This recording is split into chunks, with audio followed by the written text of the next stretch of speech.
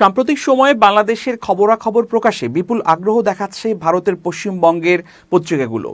এর মধ্যে সেখানকার জনপ্রিয় পত্রিকা আনন্দবাজারও এক ধাপ এগিয়ে আছে।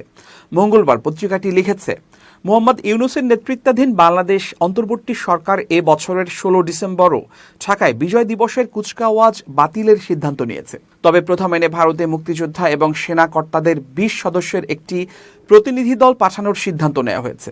ভারতীয় সেনার পূর্বাঞ্চলীয় কমান্ডের মুখপাত্র মেজর জেনারেল ভানগুরু রঘু জানিয়েছেন, ইতিমধ্যেই ঢাকা থেকে প্রতিনিধি দল পাঠানোর বার্তা মিলেছে।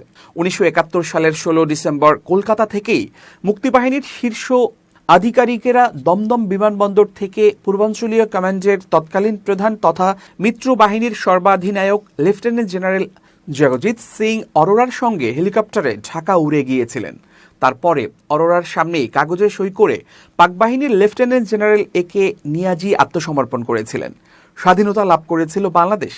তারপর থেকে দুদেশেই ওই দিনটিকে পালন করে আসছে। ওই দিনটিতে প্রথম এনে সেনাবাহিনীর পূর্বাঞ্চলীয় কমান্ডের একটি প্রতিনিধি দল ঢাকায় পাড়ি দেয়। একই সঙ্গে বাংলাদেশ থেকে মুক্তিযোদ্ধা এবং সেনা কর্তাদের একটি দলও আসে ফোর্ট উইলিয়ামে। বাংলাদেশের ভারত বন্ধু এবং ভারতের বাংলাদেশ বন্ধু বিশিষ্টজনদের উপস্থিতিতে নানা অনুষ্ঠানের রীতি রয়েছে। কিন্তু গত বছরের ৫ আগস্ট গণবিক্ষোভের জেরে মুক্তিযুদ্ধের ঐতিহ্যবাহী আওয়ামী লীগের সরকারের পতন এবং প্রধানমন্ত্রী শেখ হাসিনার দেশ ত্যাগের পরে পরিস্থিতি বদলে যায়। ইউনূসের নেতৃত্বাধীন অন্তর্বর্তী সরকারের সময় মুক্তিযুদ্ধের নানা স্মারক ভাঙা পড়েছে, এমনকি বন্ধ হয়েছে বিজয় দিবসের কুচকাওয়াজ।